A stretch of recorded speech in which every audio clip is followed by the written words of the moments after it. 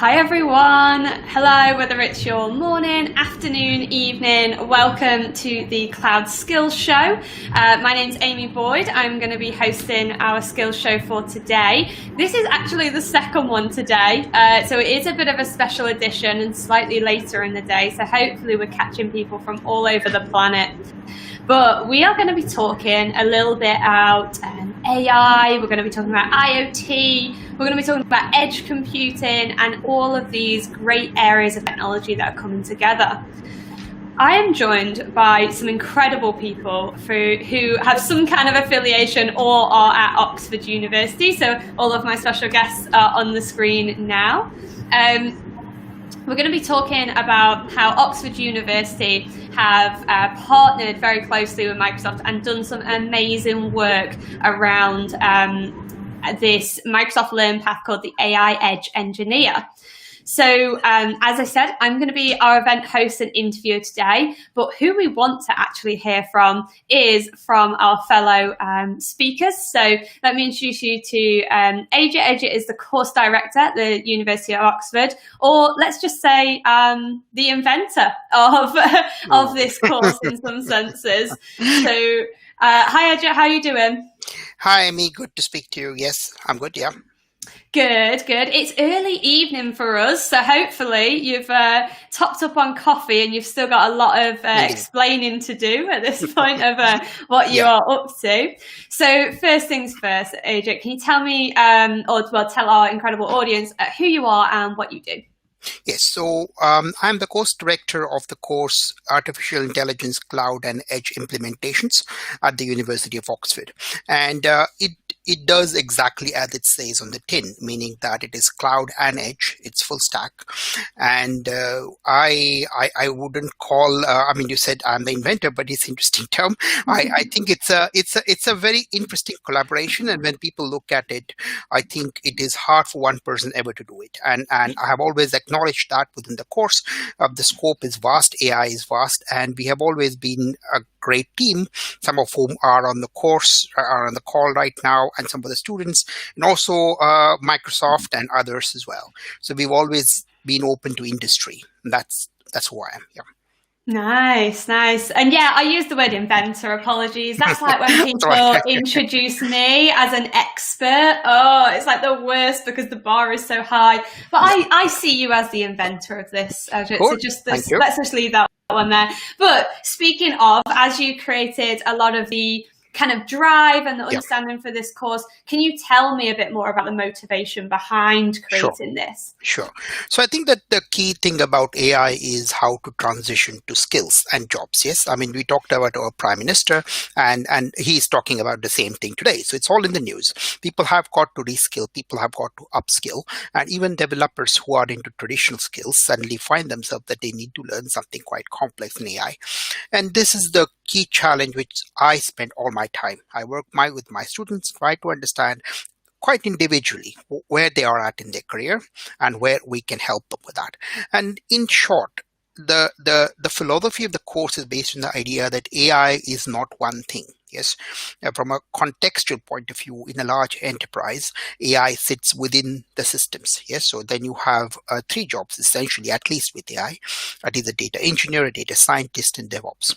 So this brings us to the philosophy of the course, and including the session for today, is the idea that we treat the whole AI piece as MLOps.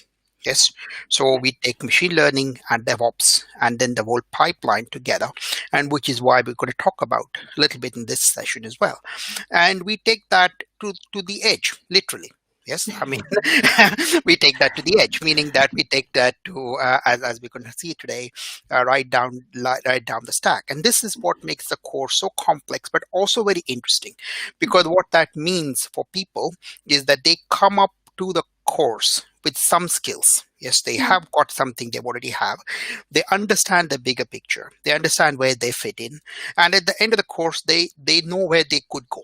Yes, they could go, they could transition themselves either on the data engineering side, data scientist side, they could do other jobs within the same company and things like this. So in that sense, this rather complex approach, it sounds a little bit intimidating and daunting to a certain extent, but we've had excellent feedback from our students as well, and as you'll see today as well. that helps us a lot, because at one time it can seem intimidating, but on the other hand, at the end of it, you actually know what you really where you want to go. And the final couple of points I'd like to make about the philosophy is, the first one is that we are very fortunate to have people like Paul Clark, who's the CTO of Ocado, work with us. And I am personally very grateful to Paul for his mentorship and his advice, both to me personally and to the course. So if you see what Ocado and companies like that do, it's absolutely incredible. I mean, it's like you can see these things only in science fiction, and here they are not far away from Oxford, and they are real. Yes. And we've got robots rescuing other robots, and all these things we talk about and very much implemented. And I use that very much to think about the future. Yes, think about where we are going. And that really brings me again to some of the other things which we are going to, so sort of the cloud native discussions we're going to have and take it further. So this is the philosophy of the course. That's really cool. I think it's great that you said, like, from that point of view, from Ocado and kind of seeing what they're doing. Yeah. And as you said, very cutting edge, and not everyone is there yet. So the idea that Oxford University is providing this opportunity for people to skill in this space, and like you said, it is intimidating, but actually academia or courses that are structured tend to help people to just feel like, okay, like baby steps, but we'll get through it all, sort of thing. And it was interesting you mentioned there that do you find different students will go and focus in different parts of the edge, and then is that what you've seen? Yes, I mean, to a large extent. Again, I come back to the idea of transitioning and skills. Yes, so quite often people learn a skill which is sometimes related to what they already know, or sometimes they understand that this is what I want to do, and this is why we have so many industry experts in the industry and so on and so forth. And you must see that, okay, this is where you want to go. And that is what I mean by that. The edge bit is interesting. I find always that the edge, people have talked about the Internet of Things for a very long time. Yes. And it's I mean, if I remember it right, when I started the course, I sort of researched the course. I mean, if you look at people like Mark Weissner and people like that from Palo Alto, and his idea of ubiquitous computing, or UbiComp, was really that devices should talk to other devices. Yes. And this is the sort of auto discovery, auto communication. And if you're as old as me, you might remember things like Genie and things like this, which were there in the Java world before. So there were lots of sort of things which have come and gone. But the key I felt was that this idea of things connected to anything, connecting to anything else, a little bit science fiction, but within the context of the cloud, that does work very well. Yes, so then you look at an enterprise, you look at a factory, anything like this. Yes, so we have one cloud, and in that context, everything connects to everything else within the sort of framework of the cloud. And I have to say, we are cloud agnostic, so we work with multiple cloud providers and with Microsoft and Azure. So we are doing this whole MLOps piece. But from our perspective, that's why it is about the cloud. So we are pro-cloud in a way.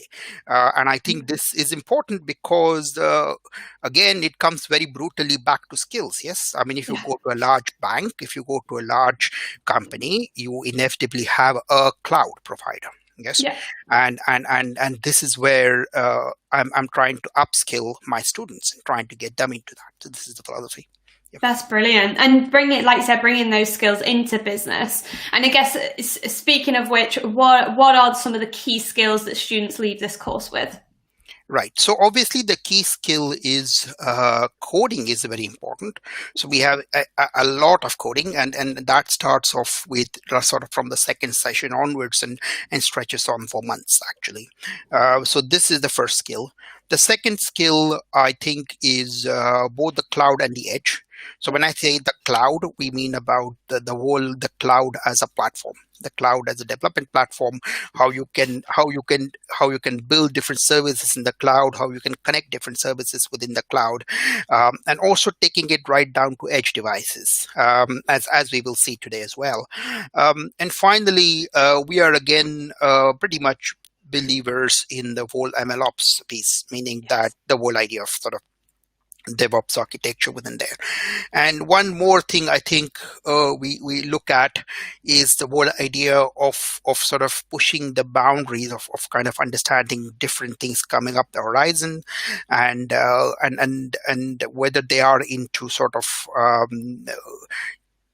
everything. We have GANs, for example. We have always had generative adversarial networks. We have a new session now on reinforcement learning. So again, we try very much to see, even if it is not currently used, it's nice for somebody to understand how it works, to give them a GitHub repository, to say that this is how you can implement it. And and a couple of years down the line, when it becomes mainstream, you have something in context. Yeah, absolutely. And interestingly, speaking of that, we have got a good question that's coming in. So what are the skill sets required to become an AI edge engineer? What do you see people coming with skills already? What are the requirements? Right. So I think that obviously the way we look at it is that you are looking at the development aspect, meaning that you're looking at the ability to develop, your ability to understand GitHub, and so on and so forth. And that takes you, when I talk about engineering, yes, I'm talking about CI/CD. Yes, I'm talking about putting things in containers. I'm talking about putting containers on edge devices, and so on and so forth. So this philosophy takes you away from a traditional way of sort of, so quite often I see courses and they have a notebook, they develop something in the notebook, and then what?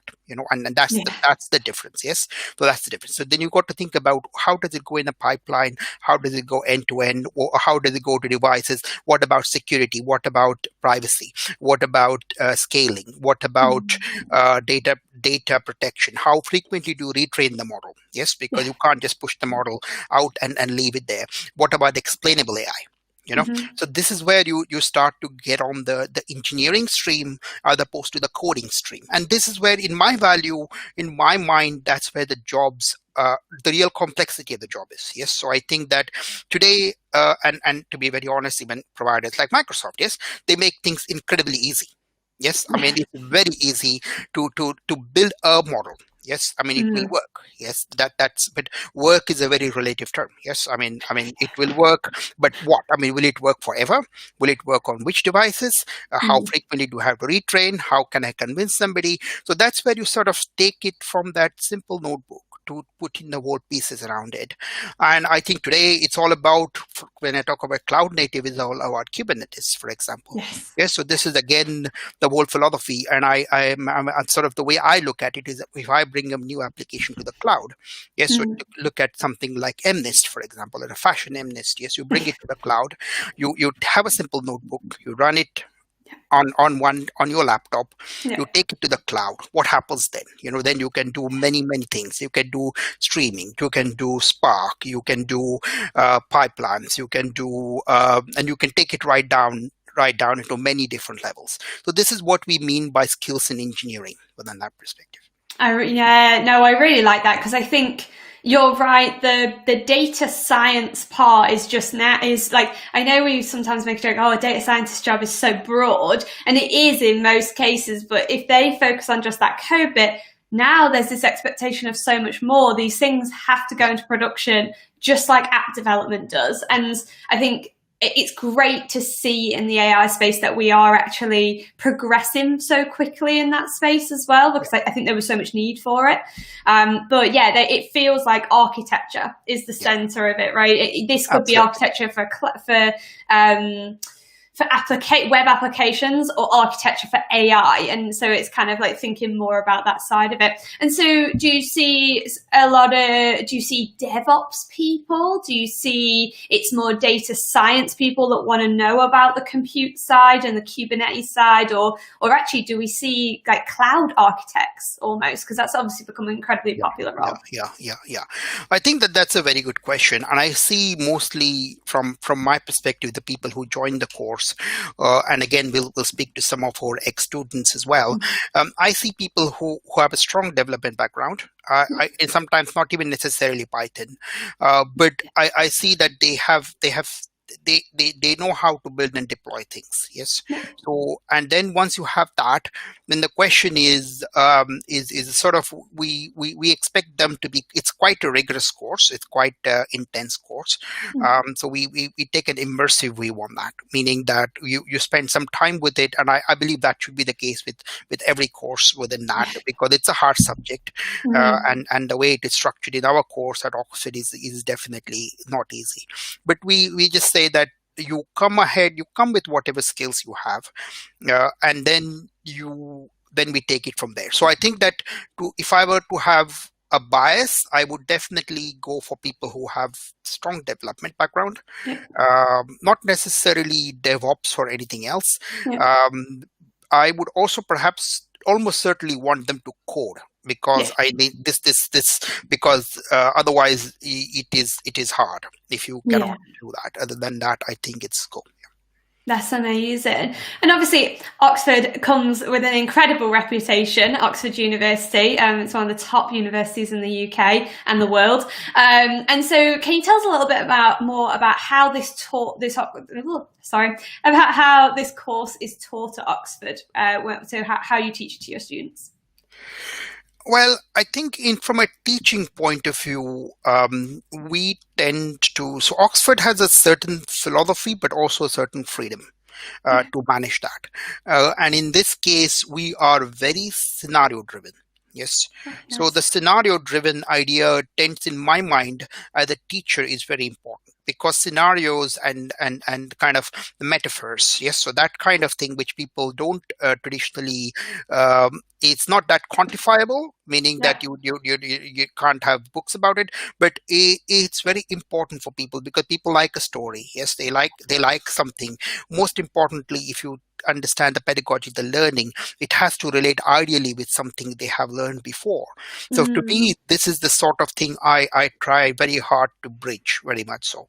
So when I try to talk to people about something new, I try to talk to them about in context of something else. I can give you a simple example. If you look at multi-layer perceptrons is an end-to-end basically architecture. If you look at the CNN architecture, then you look at it, you can think of the convolutional neural networks as an exception to multi-layer perceptrons, where there is a certain amount of connectivity between the pertinent layer and the previous layer.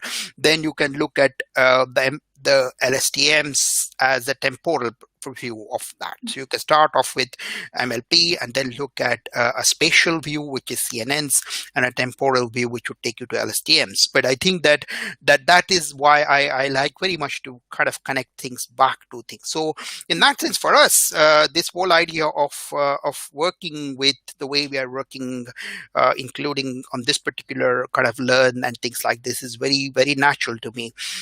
Especially it's very natural to people who do research or do a PhD or things like this, because they have to almost do it from a kind of a literature review type of perspective, meaning that they have to build a story, but they have to build every element of the story and connect it backwards from there. And they have to say that this is the background, this is what it is, and then I am going to extend your knowledge by this little bit in this module. Yes. And then I go to the next one and I say that, okay, you started off with the previous module, this is where you were, now I'm going to take you to the next step.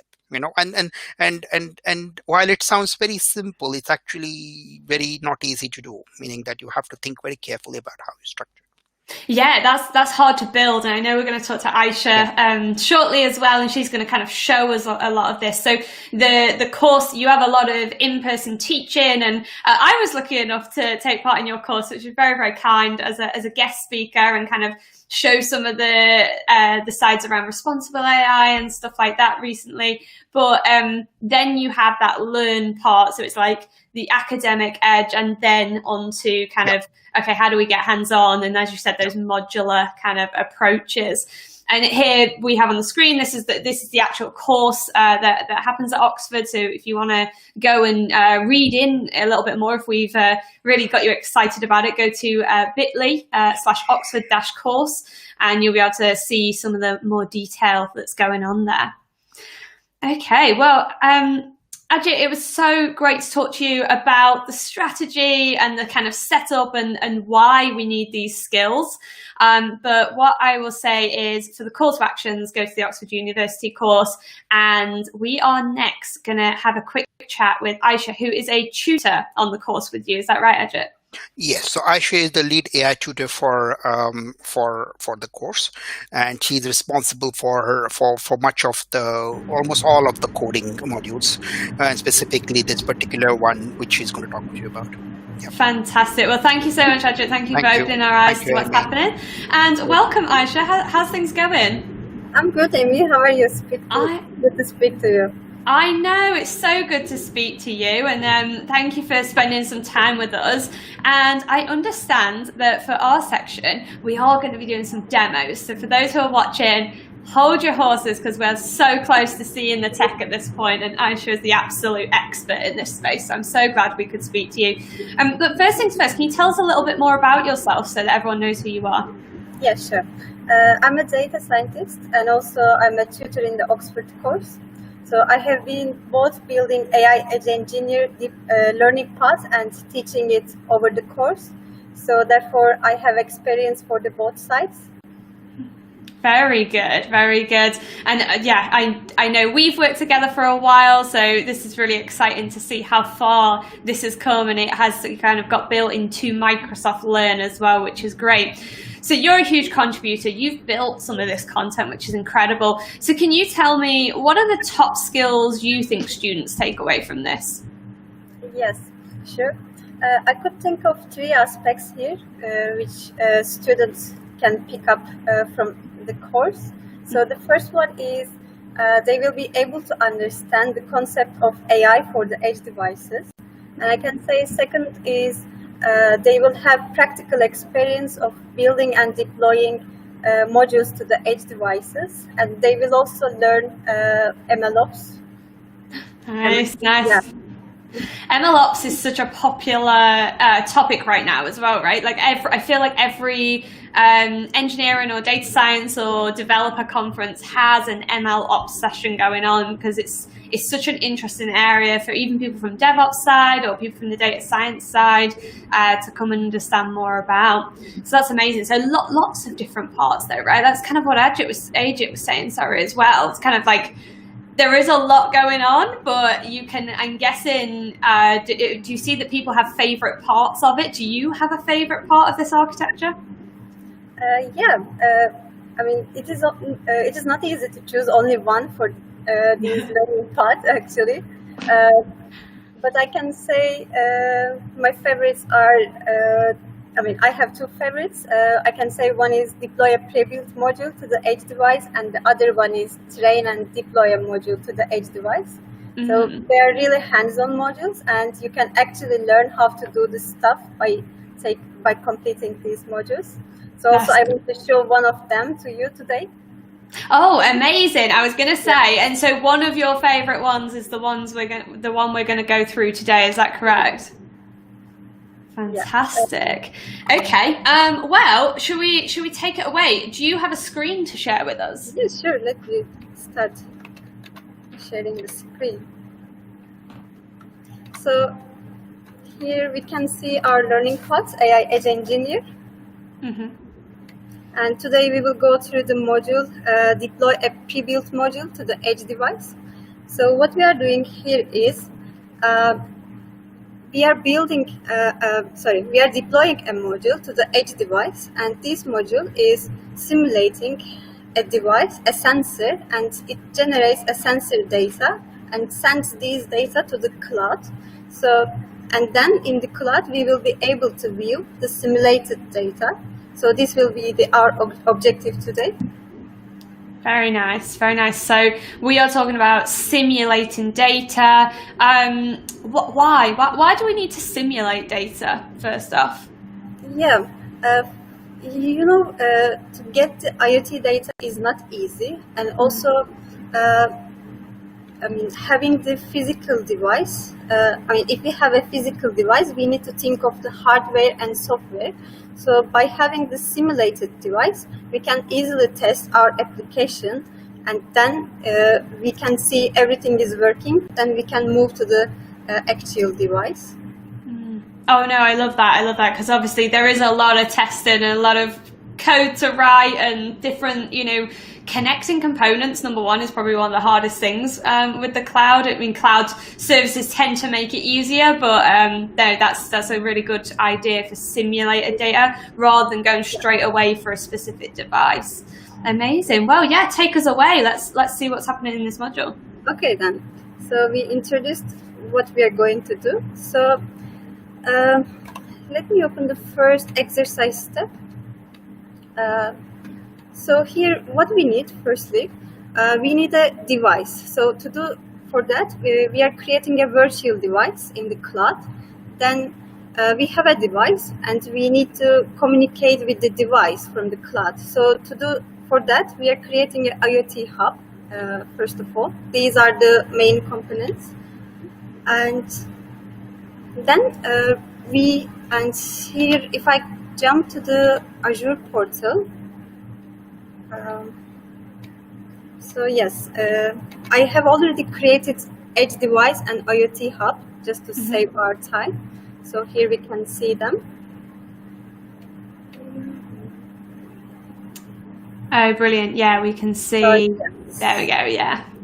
Yeah, IoT hub and Edge device, virtual machine. So now what we need to do, we need to link device to the cloud. To do that, if you follow these steps, you can come to the point which I am in right now. So now we need to register the device to the cloud, to the IoT hub, so that they will be communicating to each other. So first of all,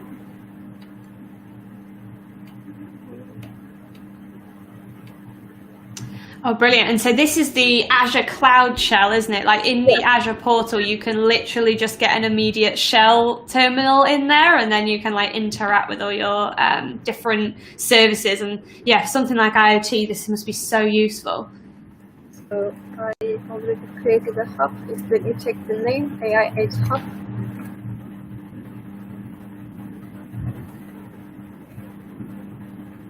So now we are creating a device identity. This will be unique for each device.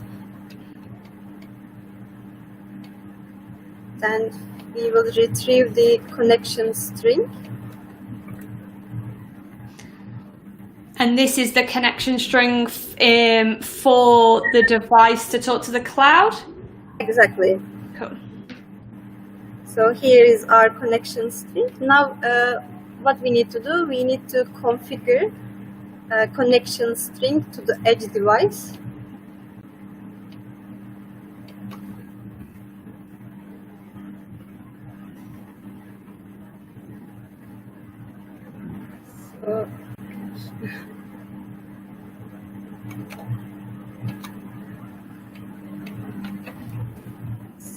So yes, brilliant. That's running. Now we will check whether the status are active and everything is working. Okay, so that's checking that the edge device can be found by the cloud. Is that what we're thinking there when we're saying is it running? Nice. Yeah. So it is still running. So now these things aren't always instantaneous, right? Like I know how long sometimes you spend connecting all these different elements. So that's totally cool. We are live demoing people, live demoing. This is the kind of value you get on Learn TV. So now we configured a connection string.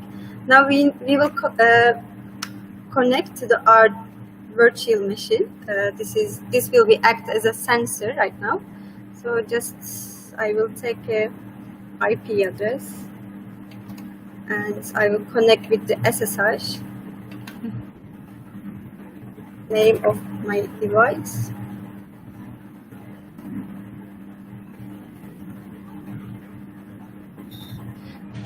Brilliant. So this is the simulated sensor. So rather than a real temperature sensor, for example, this virtual machine is going to act like our sensor, which will talk to the edge hub, which then talks to the cloud. Yeah, just something else here. Just let me check.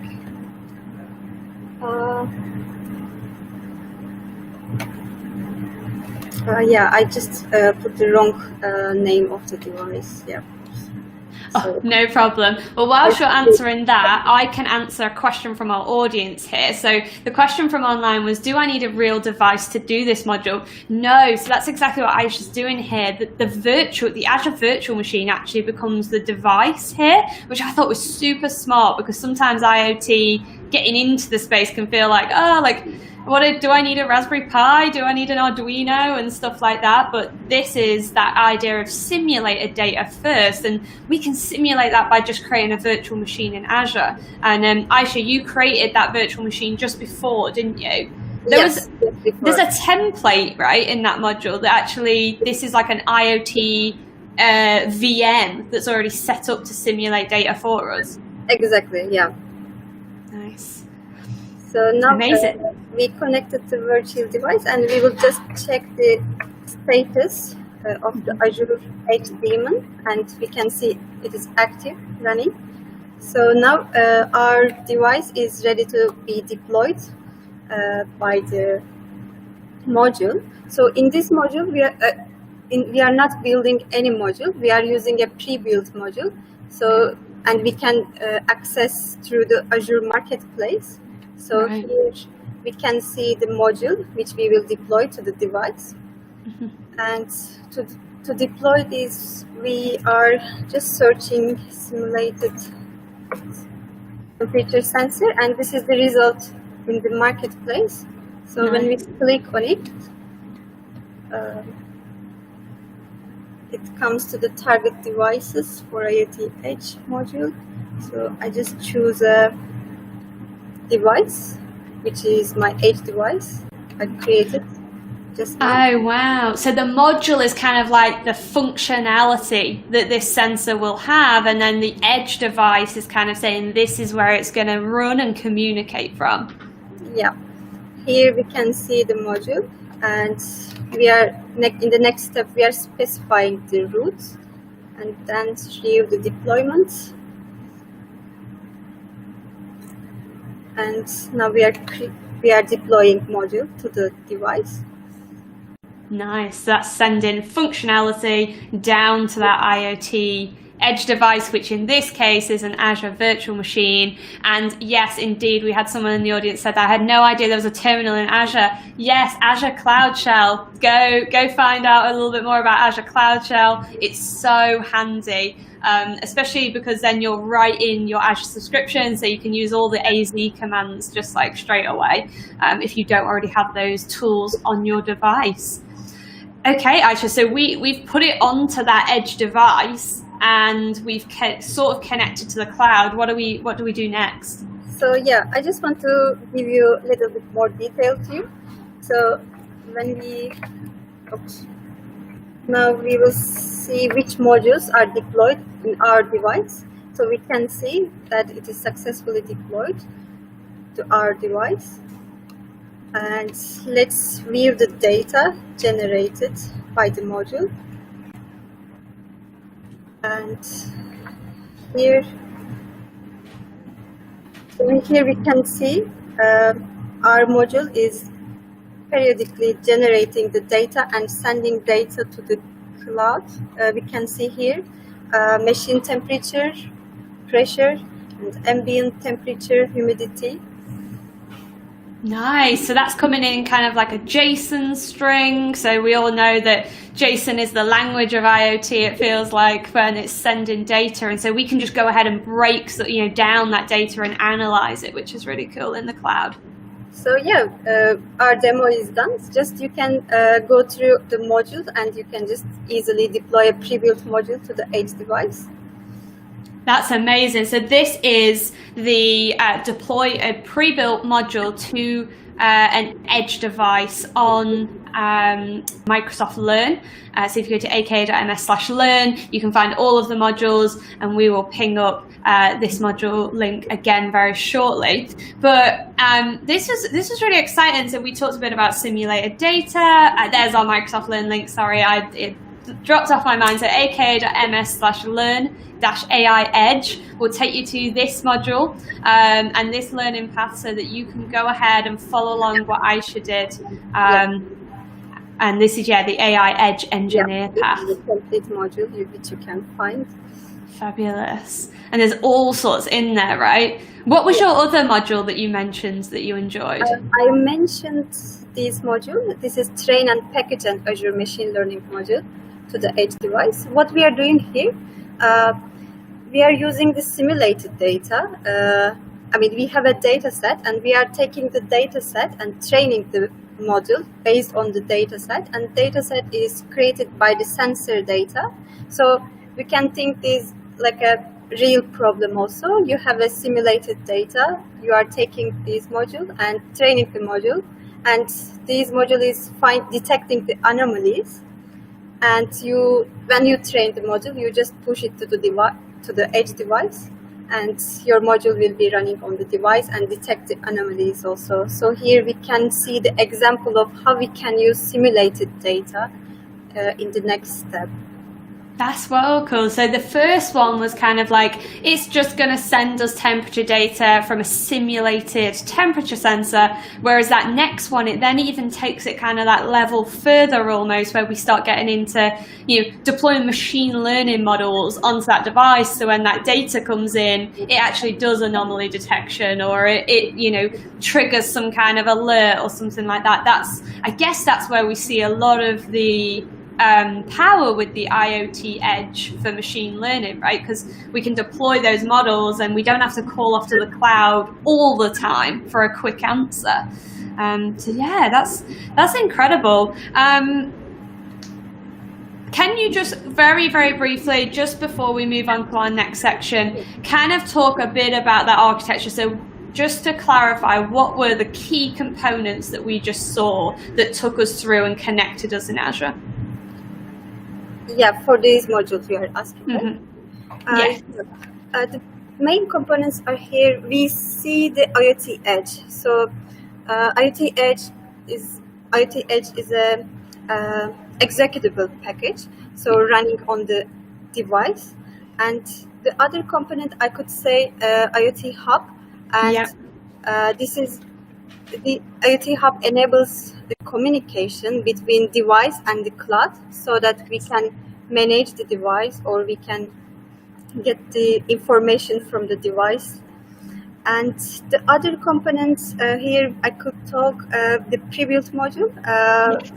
We are not building the module. We are using a pre-built module and accessible through the Azure Marketplace. Nice. So that's like three parts, isn't it? There's like the VM that's doing the simulated data, the Edge module that actually connects these things together, and then IoT Hub, which it's all about sending data to the cloud and communicating with devices. Yeah, exactly. Nice. Well, this is incredible. Thank you so much for walking us through all of that amazing content. That is not easy to demo live. We've got a lot of love on social media for the Azure Cloud Shell, so you demoed it like a pro. Thank you for doing that for us. And also kind of piecing together. I actually went through that module as well myself this week. And it takes a little bit of time to get your head around, but when you then finally see that simulated data, but you're actually seeing it from the cloud, it just shows how important it is that this is an architecture and not just one single service that's doing this, I think. And just how scalable it can get, right? Like that's just for one device. So what happens when we add more devices? Do we connect them all to the same hub, is it? Yes. I'm not very sure, but we can do it with the auto provisioning. Oh, nice. That is cool. Yes, no, I think they do have the auto provisioning, and you can have like device management, can't you, with like all different named devices, I think, as well. So yeah, lots to learn in this space. IoT is one of those ones, like I got into it for a while, and then I kind of always orient myself towards the data side, but the data that comes from IoT devices is incredible. So Aisha, thank you so much for joining us. The key calls to action for these sections is to, first of all, follow Aisha on LinkedIn. You are incredible. You can teach everyone about IoT and data science, which is awesome, but also to take a look at those Microsoft Learn modules. And we also have some amazing Learn Live sessions coming up. So I think we have a slide from our Microsoft Reactor team where they have put together a bit of a slide where you can go ahead and take a look at all of these different Learn Live sessions that we've got going on through October. So Learn Live is basically a bit like what Aisha did just there. Sorry, you're actually that slide on my camera. What Aisha did there, where they kind of take you through the module and the learning for all of these different IoT pieces. So if you are interested in learning more, go to aka.ms IoT Oxford, and you'll be able to see all 4 of those sessions that are going to go on with some of my incredible colleagues who are going to host them, who are absolute experts in the IoT space. So please do stay tuned and continue learning with us. Aisha, I am going to say goodbye for now, but we'll bring you back on at the end. Thank you so much for your demo. For inviting me. Of course, of course. Fabulous. So we are on part 3 and we're running in good time, which means that we get to chat with 2 incredible people, 2 students that actually took the Oxford University course recently. And we're going to find out a little bit from them why they took it and also what they're up to now and how this kind of learning has supported them. So I would love to invite Marina and Rob onto the show. Hi. Hello. Both. How are you both doing? Hi, Amy. Very well, thank you. Good. Rob, all Rob. Good over there? Okay, cool. So thank you so much for joining us. We wanted to speak to you guys just because you have kind of taken part in this, right? We've heard from AJ all about the course and the strategy and what people want to learn from the course. And we've seen from Aisha, who's created some of this amazing content, what it looks like and what you can be learning. But what I want to hear from you guys is basically what have you found most useful? So let's start with Rob. Rob, can you tell us a little bit more about what you do and who you are? Oh, we cannot hear you. Are you by any chance on mute? There we are. Apologies. It is not a real stream unless we say that. So thank you, Rob. Yes, I'm a software developer. I've been a software developer for about 30 years and a web developer since the early 90s, at the inception of the web. And a systems developer for well over 20 years. So, and I'm currently working inside a company which works inside the electricity industry. So yeah, that's me. Fantastic. Thanks so much, Rob. So you are definitely a very, very experienced engineer. And so Marina, can you tell us a little bit more about yourself? What do you do?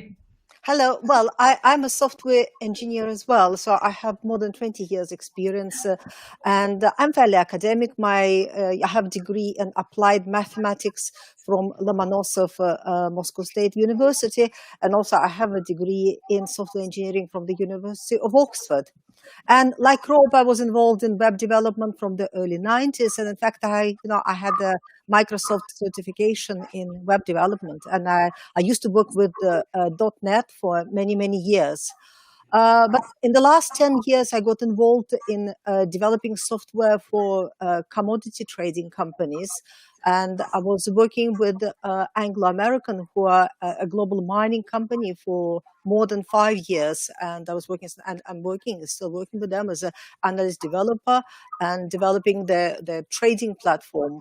And the trading platform is used by people, in many geographical locations where Anglo operates. So being with the company, I worked on projects in Singapore and South Africa and Brazil and many other places. So that's my background, and that's who I am. Thank you. Thank you so much for sharing. And I guess the first question for you both, feel free to decide who goes first with this one, is we have obviously shown this link to this course and we're actively talking about this Oxford course, but how did you seek out the course and what was your sort of motivation for enrolling? Well, for me, it was actually necessity. The company I'm working for, we're working on machine learning algorithms to detect faults in the industry, and I needed to learn about it and start to understand how I can leverage those skills for my business. And I've already have done some machine learning in the past. I've designed and built parking systems, car parking systems, and ANPR, number plate recognition. So I had some idea of what was going on, but yeah, that was really why I enrolled, and also improved myself. So. That's incredible. How did you find it, the Oxford course? Did someone recommend it, or did you just go seeking out and you just went, I'm just going to choose one of the best universities in the world? Or well, I don't come from an academic background. Right. So it was a little bit of an eye-opener for me in many areas, but it was a very challenging and exciting course, and yes, it was certainly worth the trips to Oxford to work on the coursework with Marina and Ajit and others. So yeah, it was very good. Fantastic. And Marina, what about you? What was your motivation for joining the course? Well, as for me, I like learning, and I'm quite passionate about the technology, and also I always look for the opportunity to upskill, because I want to stay competitive, in the technology field. And I noticed this new digital hub, digital hub team that was created at Anglo American, and I was talking to people what they do, and so they got a couple of data scientists, so I could see kind of where the things are going. And so I decided, I want to know more about what they do and how they do it. So that was my motivation for looking for artificial intelligence course. And because I have an Oxford background, for me it was no brainer. But I did the research and I looked at many courses, but the Oxford really stood out for me because, first of all, it's an academic course, but at the same time it's a hands-on and it's an industry course. So yeah, so that's how I got into the course. Very nice. Okay, great stuff. So 2 quite different ways of getting into the course as well, but interestingly, both via demand. So Marina, you spotted some role models, some people in the business. You're like, I want to be over there. I want to be in that team. And Rob, you were kind of like, I need to know more about this space because we're kind of building projects already. There's a desire to do this. That's incredible. Okay, I've got a quick fire question for you. So first thing that comes into your mind. Okay, so for this one, what was your favorite part of the course? Marina, you go. So I think, first of all, the course is very broad. And you get to meet great people like Ajit. When he was doing his interview, he mentioned Ocado, and you get to meet people from great companies which are really using AI at the cutting edge.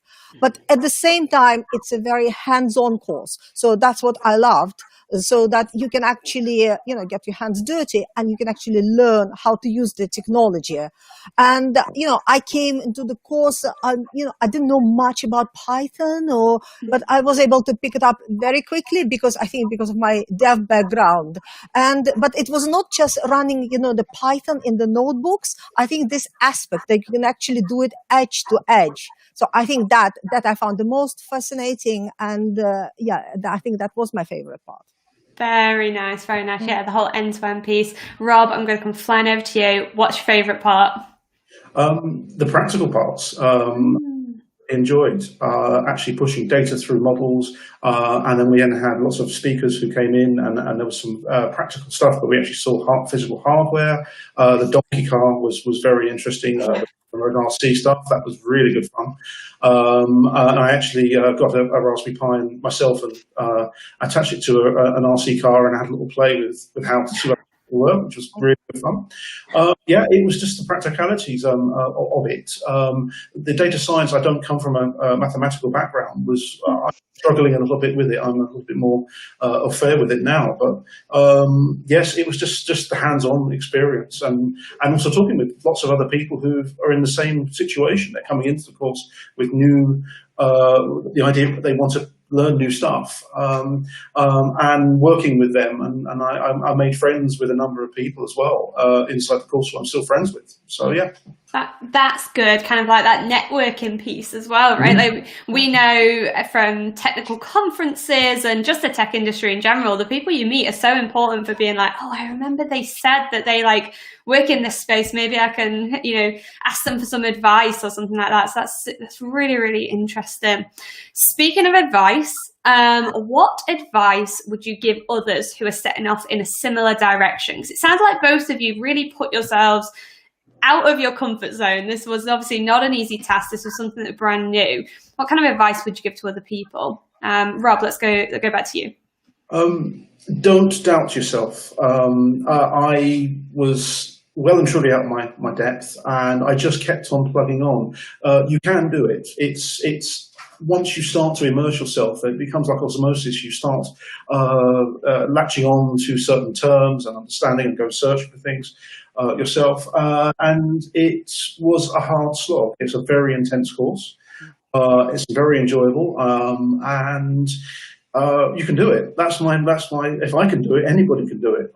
To be honest with you, as I said, it really can expand your mind on what AI can do, and sometimes actually things become AI shaped as the more you do the course, the more you see things in these model terms, and look at stuff which I've been doing for 30 years and actually understand. Actually, there's another way of doing things, and that really that's something which I would tell people, just hang in there. If you think that you're out of your depth, you are a little bit, but actually you will get through it. So that's good. That's good advice, because AI is such a huge area, isn't it? Like, to say anyone is an expert in AI is so hard to do. If we have experts watching, do let me know if that's wrong. Hashtag cloud skills.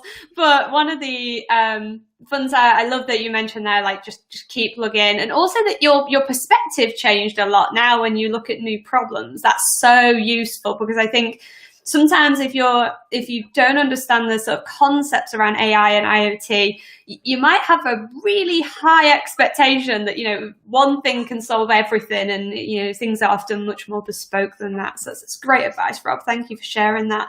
Marina, any advice from you? What advice would you give yourself if you could go back in time to your own self?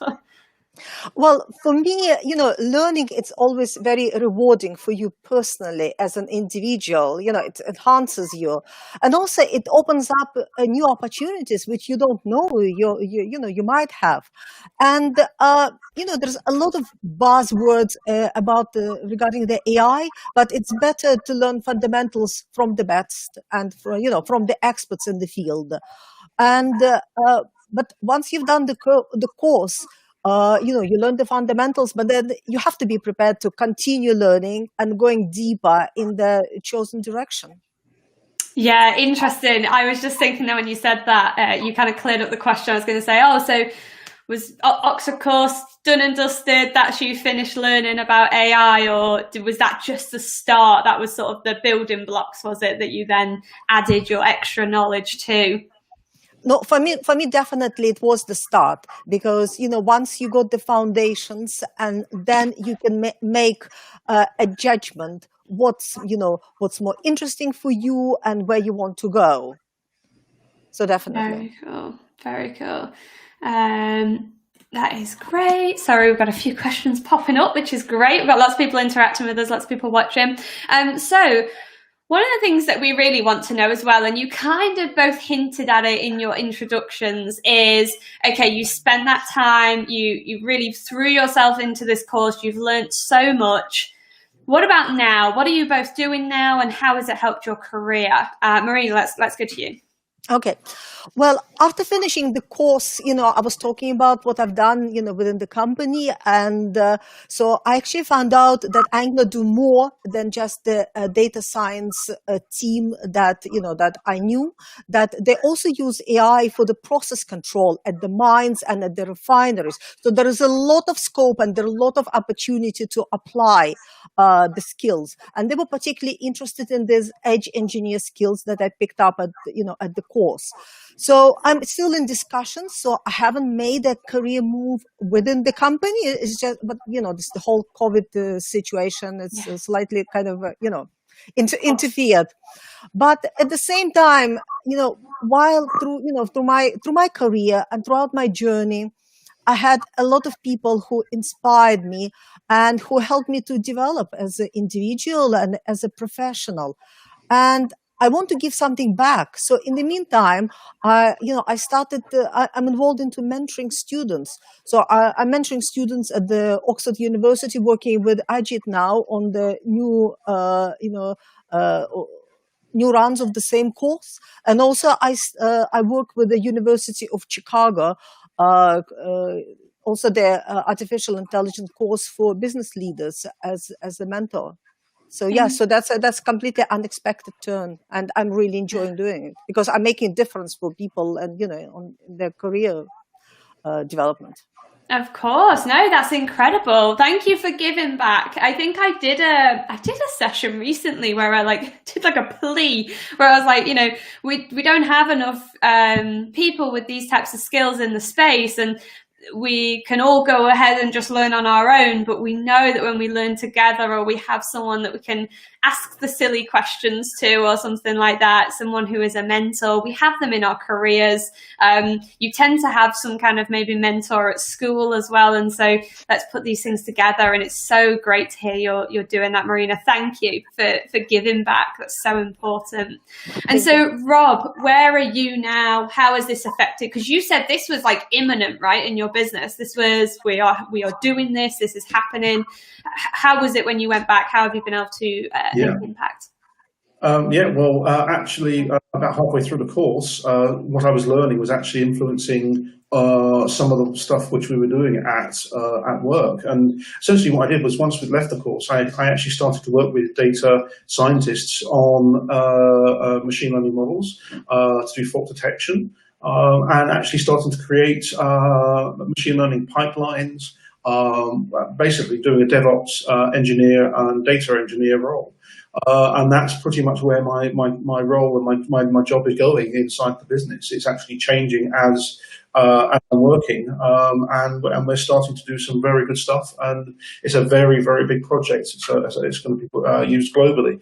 So it's been quite life-changing. The course. It's actually changed a career of 30 years as a systems engineer into something which actually I'm really quite excited about. It's actually infused me after quite a long time in the IT industry, actually, to something new. That's where I am. That's incredible. I was going to say, to hit halfway through the course, you hadn't even finished the course, and this was already becoming extremely impactful for your employer. So I bet you were Employee of the Month, right? Well, it actually was those ideas which were coming out from the course, which basically started to filter through, and I took some ideas back to the company, and we discussed them, and it took a little while for them to be implemented, or we're working on them. But yes, it really was. There was a sort of a light bulb moment for me on how models work, and I realised actually that really would work in that context. So yes, it was very good. Brilliant. No, that's so great. And but here's I hope we didn't talk about this question beforehand, so this could be a real frisbee to the head. So do you think you'll both stay in the IoT edge or AI space? Marina, will you stay in this space? Are you excited about it? Yes, I think so, definitely, because because I can see the potential, and also because this is something that you do end to end. Yes. Amazing. And Rob, we have just a few seconds left. Will you be staying in this space and providing impact? Absolutely, as much as I can. It's another arrow in my bow to use inside my career, and I'm going to try and stay in it as long as I can. That's incredible. Thank you so much both for joining us. Thank you to all of our guests for the Cloud Show this week. That's us up on time on the content. However, you can continue asking us questions via the chat on Twitch. So on Twitch TV/Microsoft Developer. We're all going to be there for the next 15 minutes as well. And we're going to be answering some of your questions. So keep them coming in. So here we are, all of our guests back on the screen just for the top of the hour. Thank you everyone for joining me, and yeah, thank you